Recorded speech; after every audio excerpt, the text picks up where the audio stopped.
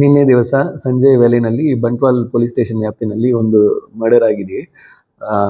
ಅದರಲ್ಲಿ ಲಾವಣ್ಯ ಎಂದು ಒಂದು 21 ವರ್ಷದ ಹುಡುಗಿಯನ್ನು ಯಾರೋ ಒಬ್ಬ ವ್ಯಕ್ತಿ ಮರ್ಡರ್ ಮಾಡಿದ್ದಾನೆಂದು ಒಂದು ದೂರು ಬಂದಿದೆ.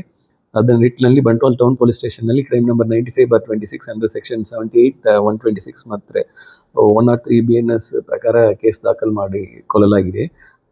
ಅದು ಎನ್ಕ್ವೈರಿ ಸಂದರ್ಭದಲ್ಲಿ ಅವಳನ್ನು ಮರ್ಡರ್ ಮಾಡಿರೋದು ಅವಳ ದೂರದ ರಿಲೇಟಿವ್ ಆಗಿದ್ದ ಚೇತನಂದ ಒಬ್ಬನು ಆ ಹುಡುಗಿಯನ್ನು ಏಕಪಕ್ಷವಾಗಿ ಲವ್ ಮಾಡ್ತಾ ಇದ್ದ.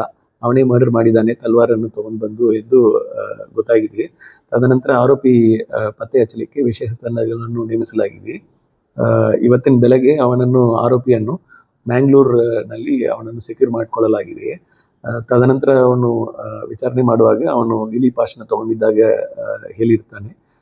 ಈ ನಿಟ್ಟಿನಲ್ಲಿ ಅವನನ್ನು ಸರ್ಕಾರಿ ಆಸ್ಪತ್ರೆಯಲ್ಲಿ ಈಗ ಅಡ್ಮಿಟ್ ಮಾಡಲಾಗಿದೆ. ನಂತರ ಅವನನ್ನು ಅರೆಸ್ಟ್ ಪ್ರೊಸೀಜರ್ ಕಂಪ್ಲೀಟ್ ಮಾಡಿ ಈಗ ಲೀಗಲ್ ಮುಂದೆ ಕಾನೂನು ಕ್ರಮ ತಗೊಳ್ಳಲಾಗುವುದು.